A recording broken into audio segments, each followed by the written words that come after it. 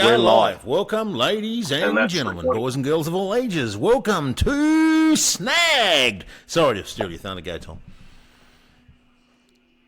No, not my friend. It was quite an introduction. I just got excited. More of it, I believe.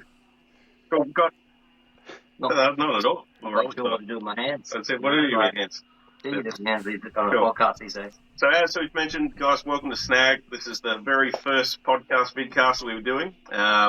I want to tell you guys a little bit about what our plan is to do here. Is we're going to every single week give you guys an in-depth report of the whole entire week's fishing, just what's just happened and what's coming up in Tasmania. Obviously, the big one that's just happened is the trout season just opened, so we're going to touch a lot on that. We've all called around, got some messages, made sure everyone gave us all the good goss, tried to get lures out of people, so we're going to give you a bit of that. But the way this thing's going to work is every week you'll get that fishing report, and that, guys, is completely 100% free. So you don't have to pay for that or anything like that. It's free. We want you guys to send in your reports. We'll mention them on the shows. We'll picture you guys up there and celebrate kind of just everything you guys do. Hopefully give you guys lots of tips and tricks.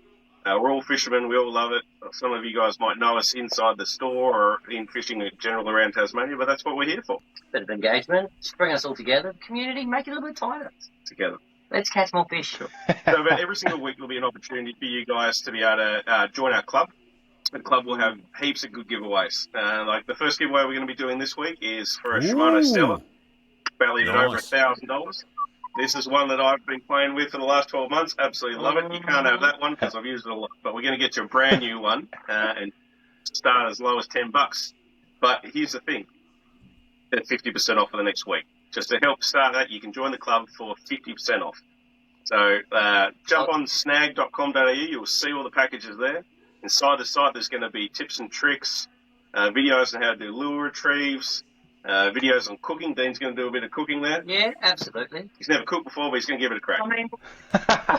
Now, Tom, I'm glad you've explained that. I'm glad you explained that because I have no idea what I'm doing here, but I'm glad to be involved. You asked if I wanted to be involved, and I said yes, and you've explained that. So to get around in my head, we've all seen that guy that gives away all those wild things, and he started out small, and then he gave away cars, and then all of a sudden he's lifted a Lamborghini into his penthouse, and he's gone gangbusters. So this is sort of a low-level Tasmanian version of that in the way that we want people to be members, so they go into a draw for something. We start off small, and when I say small, it's a great prize, that $1,000 Stella. So that's the sort of thing we're trying to achieve, plus all these other added extras. Is that how you see it?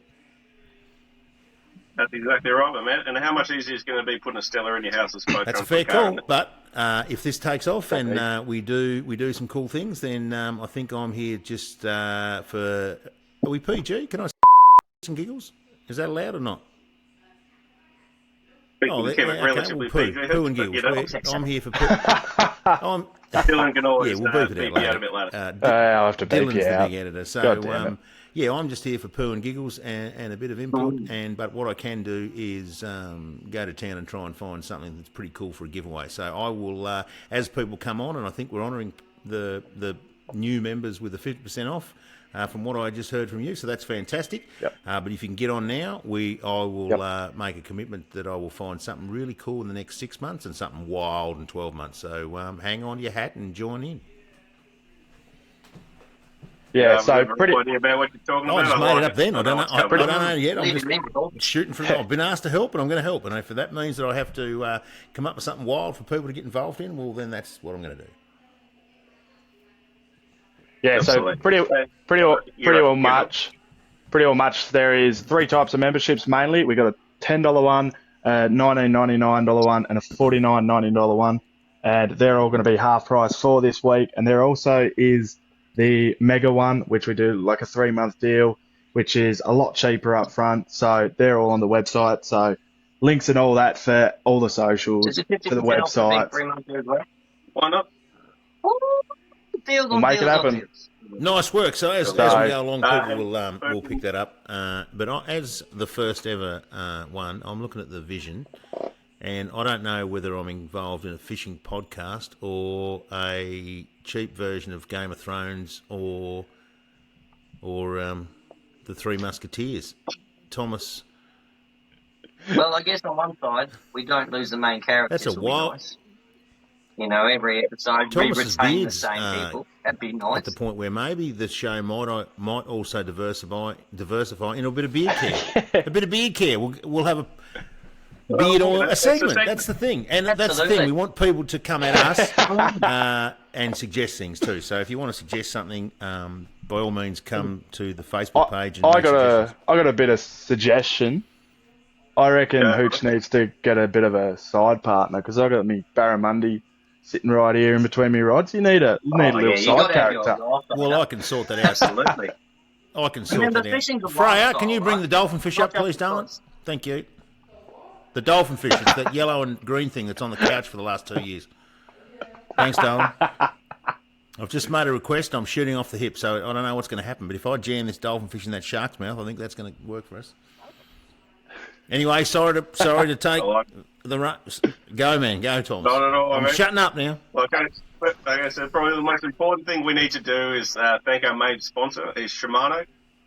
Most people would know Shimano is probably the big player in this country. Fantastic drills, fantastic rods, and absolutely fantastic backup service. So we look forward to giving a lot of Shimano gear away over the next few years. And without those guys, things like this couldn't be possible. So a massive thank you to those guys.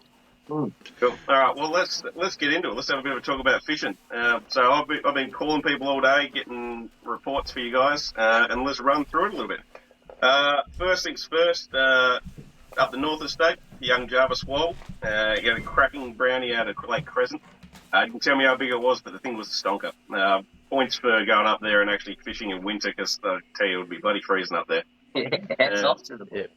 It's always often pretty hard up in Crescent this time of year, or at the best of times, unless you're sitting in the canal, which he certainly wasn't. He was out in the boat casting lures. I did ask him what his special lure was, and his exact words, and I quote, his magical lure. That's about as much as I got out of him. So, the man's a magician. He's a magician, but magical lures coming to a store near you very soon. Another cool one I saw on the interwebs, Joel Corbett, absolute stonker from the Mersey River. And to make it better, he got it on top water. I did see that fish, and I did see that fish, and for the Mersey River, that was a quality fish. So that was, and it looked like it was at night too. Was it at night? Slow rolling on the surface. It wasn't. Good fish. Oh, mate.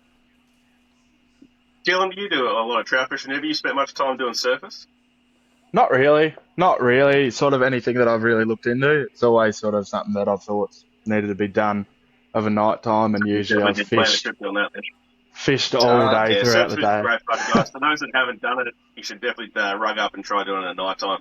Fish cakes, any of those things at night time. And it seems to be like a real stretched and pushed towards guys doing that this season. The season's only 1 weekend old, and the amount of people I saw fishing for surface lures or buying surface lures, buying surface lures to go fishing was huge this week. So kind of cool. It's always a funny one, the surface lures, and you mentioned the fish cakes. Trout fishers love to match the hatch, and then they'll throw fish cakes, which always does my head in because they're painted pretty wild, and they've got aluminium propellers on the front of them, and they've got trebles hanging off. I'm just wondering. Yep. I'm not sure what they're matching the hatch there, but they work. And as a kid, we also used to slow roll grubs on the surface up on the lakes and in the rivers with closed-face reels. And as soon as you feel just like Celtas. Yeah, they're weird. That's right. Celtas. Just like Celtas and stuff as well. Just imitate nothing. Just through the river. Magic. Go, Tom. What's next? What's next? Coach, do you think well, I'll just get your thoughts on surface lures. Do you think the colour makes any difference if you fish at night time? Really think so. I think if there's a bit of moon, it makes a bit of a difference. But some of the colours that those fish cakes are painted, I think whoever's making those have had some mushrooms, to be honest. They are pretty wild. They've got the propeller, and I think honestly, fish cakes probably are something that was brought from the mainland with the cod fishermen, I'm not sure fish cakes went from Tasmania to the mainland. I'm pretty sure that fish cake idea came from top water lures in New South Wales and the top end of Victoria, Murray cod, bass. I'm only guessing, and I've pretty much made that up. But fish cakes are pretty wild. Too much credit. I love fishing fish cakes. I used to have a box full of them. Used to get the trebles in me all the time. All right, coming up next, Big Dan Smith, the Noodle King as I like to call him. 2 minutes of magic. 2 minutes of magic. There we go. Man knows how to cook a noodle. That's it. Bring it on. He's not sneaking in the pool. Okay. had a yak with him today. He said that the guys went up and his son, his father, I believe it was, went up and were fishing around. Where did he say he was fishing? Remember that it was one of the lagoons up north. Anyway, so he went up and he said all he caught for the first day was a heap of weeds. Then chucked on a Huey's lure, good local company that makes lures. 20 minutes after, got a fish. Yeah. The old man come up next to him, cast about 20 minutes later, same spot, got a fish. And his young fella, who's clearly a young gun, he struggled.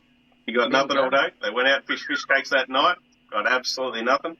The next day, about 20 minutes before they left, the young fella got on. There you go.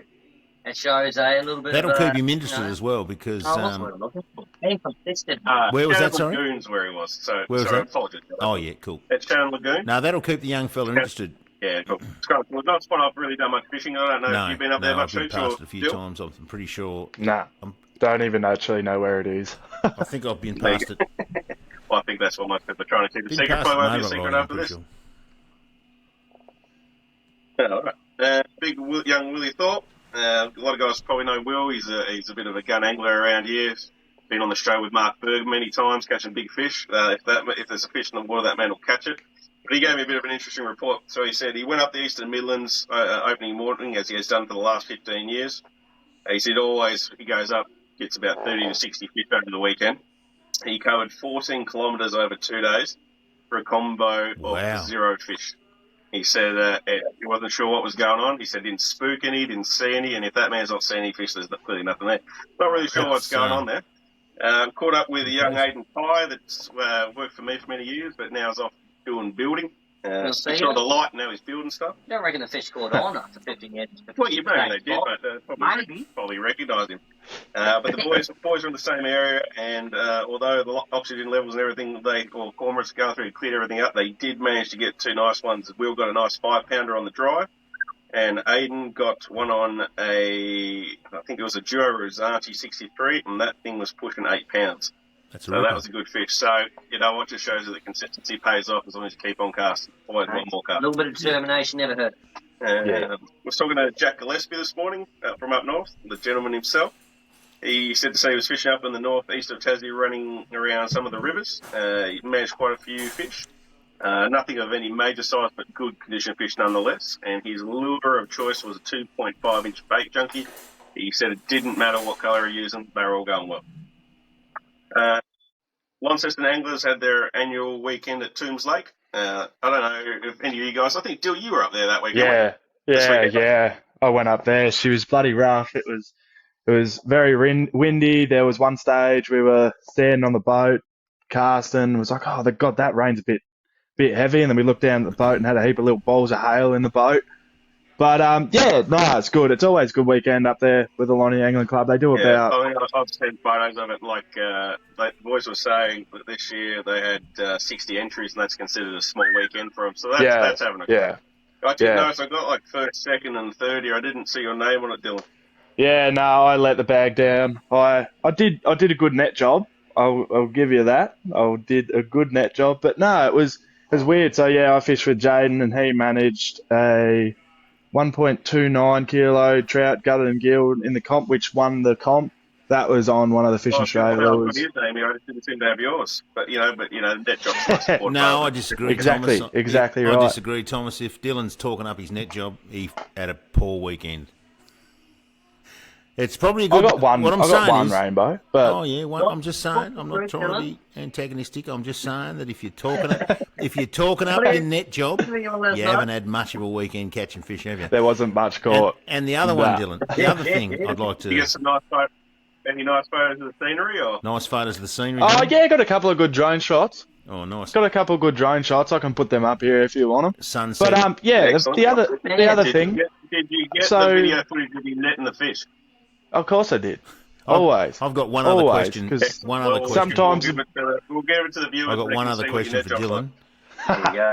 So Dylan, the only time you noticed it was hailing was when you looked in the bottom of the boat and there was hail in the bottom of it. You didn't feel it on your head, or?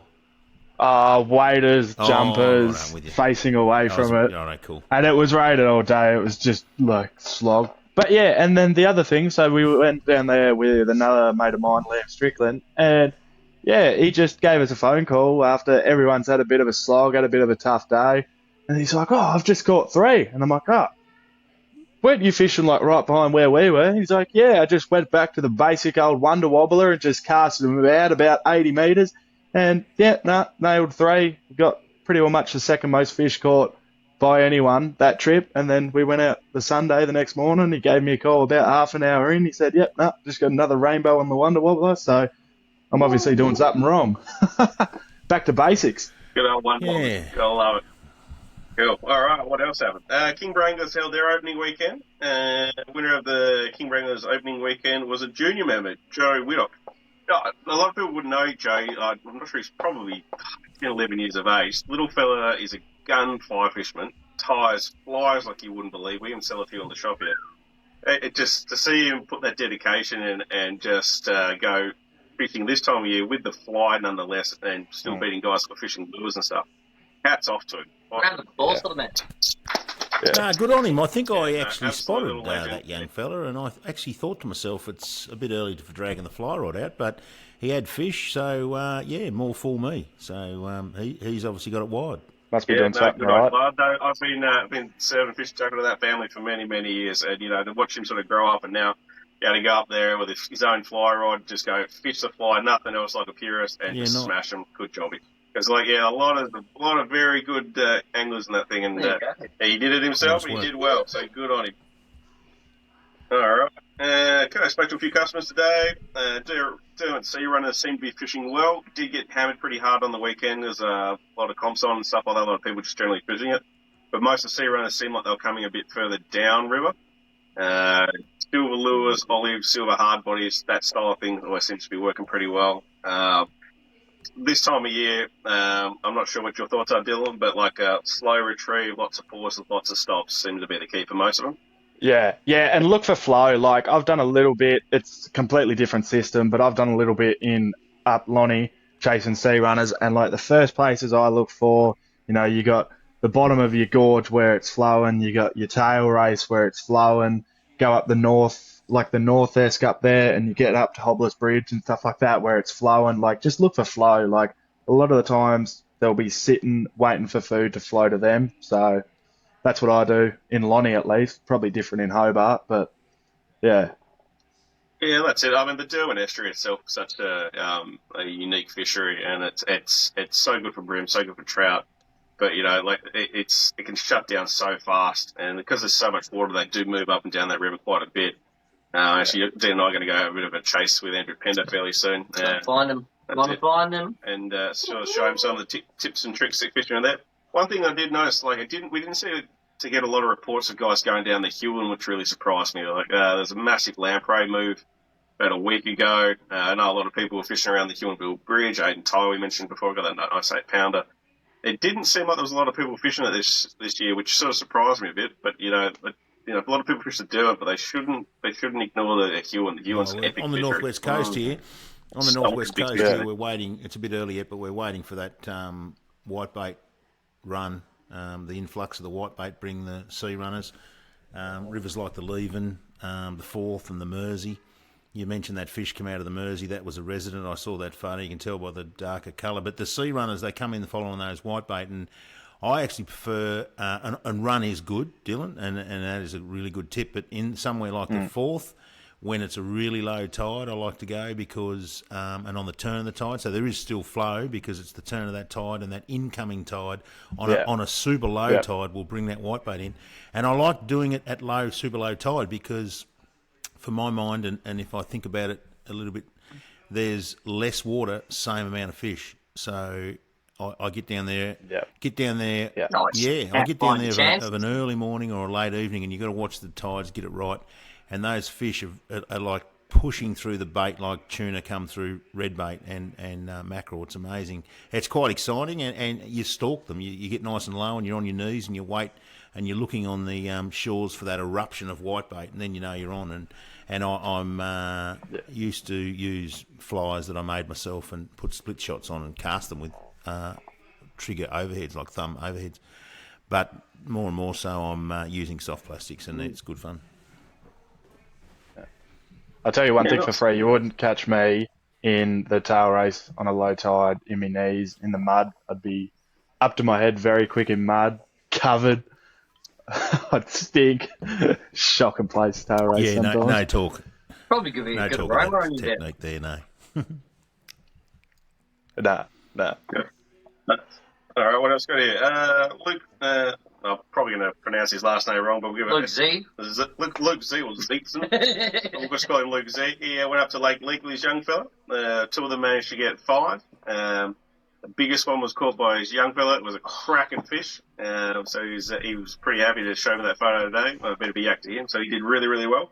Lake Leak, not a place you really hear much of, so it's good to see some people get up there and get some fish and get some positive reports. Didn't even know it existed. This one was an absolute cracker. I'm sure you saw it, guys. Bryce Purton with his mate Bodie, they went up to Lake Plimsoll. Got some stonking big brookies. I just think they're the most amazing looking trout. They photo really well. Heaps of cool patterns on that. And then they went up to Reese Dam and got something equally as big. Clearly showing off over the weekend. Those boys can fish, so there's no two ways about that. Are you telling me all those social media influencers want a little taste of this little naughty number here? That's exactly right. The most photogenic, basically the horse of the fishing industry. Yeah. Far out. Majestic. So that's what I've sort of found out from today with the trout reports. What have you guys Well, I got can up probably there? lead off and pick up where you left off with the brook trout. Craig and Salty, or I should use their proper names. So Glenn Saltmarsh and Craig. What's Craig's last name? That's a good point. I'll come back to that. But they went up to Lake Plimsoll, and Craig's been up there, I think, 6 or 8 times and hasn't done any good. Glenn talked himself into going up with him this morning, even though he was meant to look after the kids. He had the day off, and his neighbours, he must have sweet-talked the neighbours because they were going to pick up his kids after school, so that was good. And they went up there early. So Lake Plimsoll's on the way down the west coast. It's a bit of a secret squirrel little sneak over the top to Queenstown. And there's an inflow there, and that's where you fish. And Craig managed to pick up 2 fish, I think. Might have been 3, but that was really good news. And unusual, Glen Saltmarsh donuts. And so those brook trout have been pretty tricky over the years, but more and more people are starting to work them out, and I do think it's down to colour of the lures. I do see a lot of red and a lot of orange, and a lot of stuff where you think that's quite bright unusually, but I think it's the brackish water and the dark nature of that west coast stuff. Dylan might know a bit more about that. Was that out of a boat, or was that out? Because I've been caught off guard once before. I was down Mackintosh, and I was like, oh, screw it, I'll go have a look at Plimsoll, and drove all the way there at 5 in the morning. Woke up at 4:30, got there by daylight, and the boat ramp was closed. Oh, that's no good. So was that out of a boat? Do you know, or that was from the shore? Was that out of a boat or off off the shore? And I had a mental blank. I had a mental blank when I was thinking of Craig's last name. It was Craig Tuttle. It's because we all call him Neddy. Most people don't know my name. It's all everyone knows me as Hooch and couldn't even tell you what my name was. So apologies for that, Craig Tuttle. But anyway, he and Glenn went up there and did really well. And what's that lagoon? Is it Clarence Lagoon? That's another spot for Clarence Lagoon. Yeah, Brookies. Yeah. I don't know whether that's fish real that's well at the minute. Derwent Parkway. Yeah, I think that's probably. I think I'm not 100%. I'm not 100% sure, but I think did that get stocked as well? Not sure. Because I think they might have put a few in that. I'm not 100% sure. Don't quote me on that. That actually might be. I know we're asking. That's 4-wheel drive.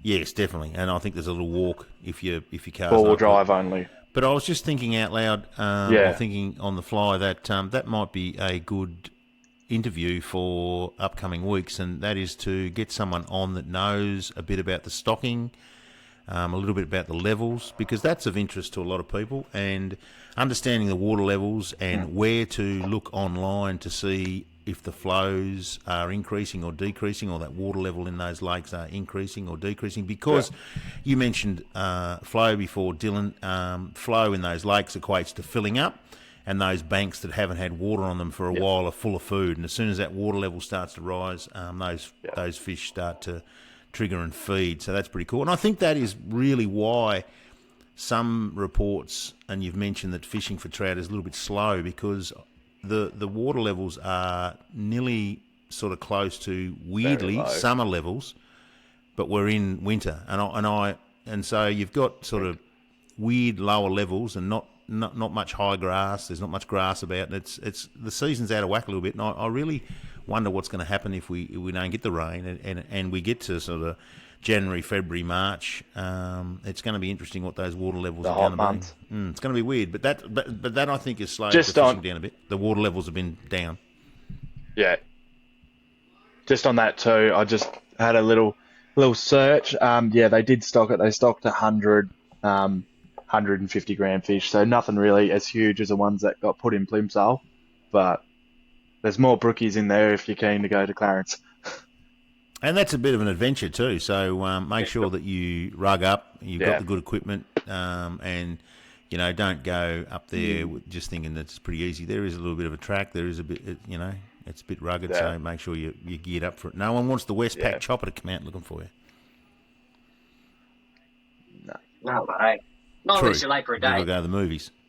That might be a good excuse. I've got to walk out of here or pull the EPIRB and get to my date in time. 10 minutes of traffic, no thanks. I'll take the chopper. Cool. Another one I saw, I wasn't exactly sure where he was fishing, but East Coast is not somewhere you normally hear a lot about trout, but I saw Stephen Taylor was out having a bit of a fish somewhere. I'm not exactly sure. I just saw his photos, and I know he sent me a thing. He said, "Look at these things I got," and these fish were huge. He was absolutely smashing them in multiple spots using, I think it was little brown trout. Stephen John Taylor, I think is his full show name. Yeah, it's the one, my man, the St. Helens man himself. So yeah, no, he did well. They were good fish. So I'll try and insert some pictures of that into the video tonight. I'll get it sorted. Good, man. Moving away from the brown excellent. trout over About into time. saltwater. It's always a little bit struggling. this time of year. I know, right? There's a lot of trout stuff happening there. A couple of little local reports. A few guys have been hitting up calamari. Dens Point's been fishing really well. Betsy Island's been really good, and a bit further down the channel. One of our customers did really, really well fishing off the rocks at Blackman's Bay on the northern part of the beach. They even got the lure he was using. Little Shimano clinch flash boost style bad boys. So see, it's sort of like a chartreuse style head or bright green, something like with a bit of a naturally brown sort of body, a little mirror inside them. So when they hit the water, they glitter and carry on. Chartreuse. That's the colour of the combi van that's on Convoy. That's exactly it. There you go. Yeah, so that's been going well. So the calamari. Chartreuse microbus. What else we got? Dylan hates that. I don't even need that. I'm going to tell you. Browns River's been fishing really, really well. Browns River's kind of that little spot where I think all the youngsters sort of get the toe into it. It's fishing really well. I was talking to Andrew Pender there about a week ago. He went down before he came up and had a beer with me, and I think he got something stupid like 15 fish in 10 or 15 minutes. It was absolutely nuts. It was every single cast, pole it in, next, pole it in, it just was nuts. And we sent a few more people down there, just fishing plastic on the bottom, covered in S Factor. He said you couldn't go wrong. There was that bloody many of them sitting around the mouth, but they just absolutely smashed them. It's kind of cool. Yeah. That's what you want to do when you go fishing is fish. Yeah, when we get those sort of those big rains, that water down there becomes like coffee. And you'd think they wouldn't fish well in coffee-coloured water, but these things obviously can't see anything. They're just smelling these things on the bottom and absolutely smacking them. Look, we drink it to wake up every day. And was he using chartreuse? Was he using a chartreuse-coloured lure, Thomas? Sorry, man. You could use a chartreuse coloured lure. There's plenty of them in the store. 11 long-haired friends of Jesus in a chartreuse microbus. That's the lyric. Plenty of mackerel around. Dan and I caught up, went for a bit of a fish off the Margate Jetty just for a bit of a Sunday fun time. Mackerel absolutely everywhere. Little Sabine rigs. There's still mackerel down I south. think you bagged out 5 minutes. Still kicking around, yeah. Certainly not what they were like 4 months ago, but they're still all throughout that fishery. So obviously the that's impressive and quite weird because I would have thought that's impressive and quite weird because I would have thought the water temps would be down around 12 degrees, if not. Yeah, every bit of it. Yeah, they're still kicking about. Obviously, there must be food or something going in from. Saw a youngster get a nice flathead with 37. So well within the slot limit. Well within the slot limit. Well and truly in the slot limit. So kind of cool. Aussie salmon still Jelly Brand Point or up through the Derwent. A few of the guys saying they've been chasing sea runs and stuff. There's lots of little salmon kicking around everywhere. So They'll keep people busy. Yeah, for sure. well, round the traps up here. I haven't had any tuna reports. I'd be very surprised if they're not still kicking about. But I don't know about you guys.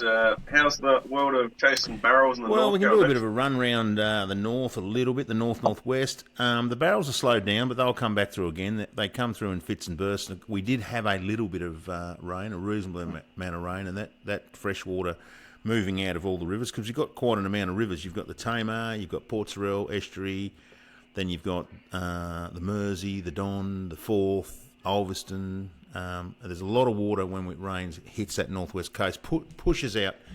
The salinity sort of moves out, and the squid slow down, and the bait sort of slow down a little bit. But once that salinity comes back, and I'm sure some of those bigger fish will buck the trend, I think they'll be back. And there was also some wind. We had a really good window where there was absolutely no wind for weeks and weeks, and so there was a lot of activity, and a few fish were caught, and then that builds. It's like a snowball, and more people went out. But now, because of the wind and the weather, and it's a bit cold, less boats are going out. But I'm sure they'll be around. But I did notice a chap, he went out and caught some squid, so the squid's been okay.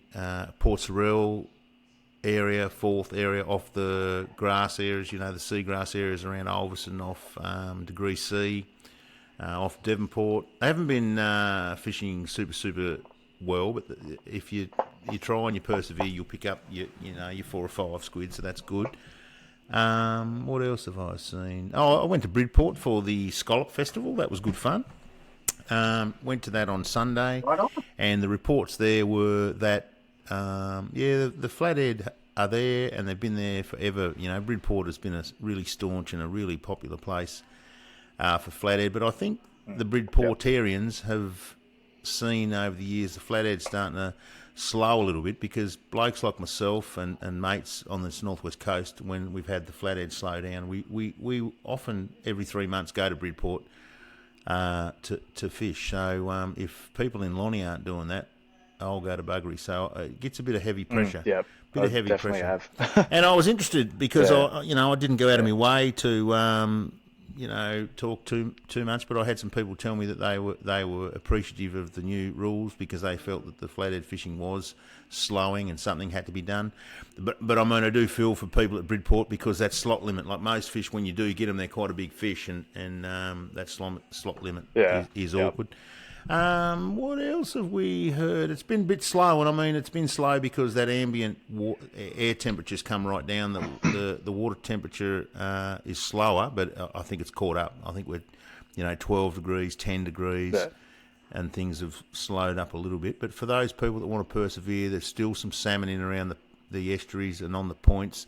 The breakwaters at Ulverston and Devonport are still giving up salmon, and they're quite good size. If you want to travel down to the west coast, Sinking Rock and a few other bits and pieces there, and if you find yourself a nice ledge or a bit of rock to throw some silver slices into some white frothy water, you still catch some big uns.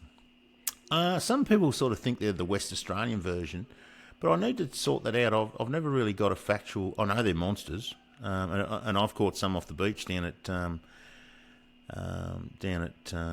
Sandy Cape, and they are insanely big salmon. So there could be truth to that rumour. I might double, triple check. And just a bit of a shout out to anyone that's listening. If you've got some ideas or some topics or something you want researched or looked into, just come at us.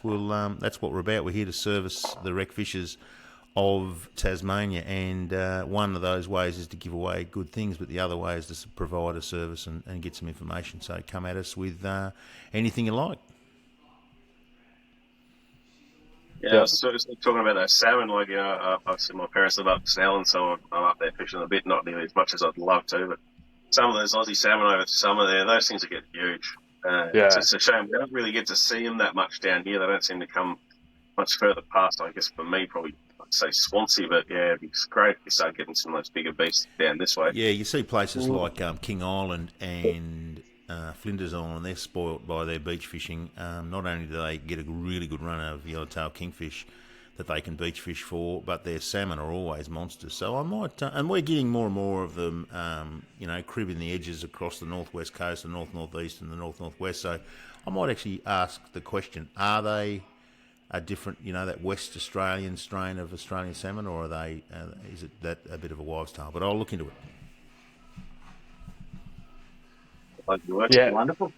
St Helens, yeah, because I fished that the weekend before opening because I was just really getting keen to go out and chase something. And yeah, the brim and stuff like that they were there at Scamander, but they were a little bit hit and miss as well. And same with St Helens, it was like there was fish around, but it wasn't the greatest thing. But that would have just been due to the freshwater that they copped that week. So I'm sure I should be getting back to normal now. I think off fishing for a sec, one thing I did notice, which really would be worth people that are into watching a bit of fishing stuff like that. The Rise Fly Fishing Festival tour is going around Australia at the moment. 30th of August, it's in Hobart. I'm not sure if any of you guys have gone along and seen. I've gone and seen it in the past. Yeah, it's always absolutely popular. amazing. Even though in 1988, my trout fishing sort of went this way. I do love to go and see that. They do a great job. The cinematography and the stories they manage to tell and the passion that they invoke in those movies are fantastic. So it's well worth getting along. Yeah, even if you're not a fly fisherman, the thing's fantastic to watch. So the cinematography is absolutely off its head. It's definitely well and truly worth doing. Any more reports from north? I think, given the fact that it's been cold and windy and miserable, there hasn't been a great deal going on. But as soon as we're not too far away, and we've probably kicked this off at the worst time of the year for fishing reports, but it's really good for us to practice and hit our straps when it becomes a little bit warmer. And I think you'll find that this podcast will kick right off when daylight savings comes through, and we're not that far away. So we might be a bit light on for reports at the minute, but they'll come thick and fast soon. Light on, it's only been a 36-minute video and counting. Yeah, but we've got to talk about trout for the next 2 or 3 weeks. Isn't it going to break me? But anyway, we will do it. Oh, well, get used to it. We'll do it because it's a good day, species, and I grew up fishing and fishing for trout, and it's a really good start. It's the thin end of the wedge, and it's a very passionate thing because I just love seeing all those photos that have been coming back already from the opening weekend stuff where they're up with mates and families and sons and daughters and mums and dads are up there with their mates, and it's really cool, and I love that part of it really heaps. Quite enjoy it. And I'm keen to go to Macintosh again. I've been there twice. I can't believe I haven't been there more than that. It's a disgrace, and I'm keen to go. I reckon that's what I'm going to do this weekend, hopefully. Nice work. Yeah, no, we're heading up the lakes up to Bronte, have a bit of a crack. Yeah, people struggled over the weekend. I expect but a lot of decent reports from you, Dylan and Thomas, then. Absolutely. I'm onto it then. One thing we did talk about and we didn't touch on at the start, as part of your membership, Heaps and I have a big yak about trying to run some actual fishing competitions. So as part of your membership, you'll have access to coming and fishing some tournaments. And probably the big one that we really want to get up and going and do really, really well is get the Brim circuit going back in Tasmania. I used to run that back in the day with Alistair Creed. It was a fantastic event. Everyone had a great time. For those that don't know, those are the comments where you see those big boats with the big engines flying back and forth across the rivers. And it my should be a word, bit of fun. and the classic line from a Kevin Costner movie, you build it and they will come. You build it and they will come, and I think we need to pour in some enthusiasm back into that space and also try to bring in a different demographic. You've mentioned the big, powerful boats and roaring around. Yes, let's have a space for them in these comps, but then let's bring in some people that are new to it and make the fishing competitions just as much about having fun and enjoying yourself and getting a real good feeling of community as catching the fish. I know fishing competitions, if you tend to just laser, focus on catching the fish, the biggest fish, that sort of precludes some of those people that, might not be the expert fishers, but they want to come and have fun. So I'm going to be in charge of the fun and including those people, so I'm looking forward to it. So we will build it and they will come. Yeah, it's be good. So with that, and with the trout comps going as well, and, if we get adventurous, we might even work our way into doing a tuna competition. How's that sound? Sounds good, and of course we can also have some collaborations as well, because I'm a huge fan of not trying to reinvent the wheel. So whatever happens here on this podcast, where it goes, let's also be open-minded to helping others that are already sort of established in lending a hand, because volunteering and volunteers get light on the ground. Clubs do it tough. And so I'd like to also open up an invitation to the clubs of all ilks, whether it's freshwater, saltwater, that if they need a hand and they would like to, be involved in something a little bit different. I don't even know what it is yet, but let's get some thought bubbles going and some things on some whiteboard and a bluefin competition, or even helping the southern team, the club that runs the flathead comp. I think the flathead comp, they're going to try to change that up a little bit this year, so I'll be interested to see what that is and how we might be able to help. Absolutely. So how do they get the name of Flathead? Come again? Sorry? Coach? How do they get the name of I Flathead? think very, very early on in the 1700s, there was a group of fish that got lost, and they swam up a river and they got run over by an old combine harvester, one of the ones with the big metal wheels, and it flattened their heads. Yeah, back in the 1700s. Early 1700s. Yeah, right and on. flathead were lost their compass, got run over by a steam combine harvester, and you flattened their heads. Which you'd expect that a big, heavy steam combine harvester would flatten anyone's head. So You'd have photo evidence of that, wouldn't you? Surely you'd have photo evidence. Yeah, I think so. No, You I were don't there, know. weren't you? Long story You were short. there. Long story short, I don't know, but I will find out. But I reckon it's got something to do with the shape of the head. I'm going out on a limb. I'll probably safely say that's exactly what it is. Probably combine harvesters. I only bring it up because technically it's the only fish I've ever Oh, caught. you're joking. We'll change that. We'll change that. Well, that's exactly it, man. I think that would be... I mean, not by myself. There was a lot of help involved. But if it does, I think it will scream an absolute testament to show people that are new to fishing, give it a go. Give it a go. If you look like D'Artagnan or one of the Three Musketeers, pick it right up. Have a go. That's what you got to do. Absolutely.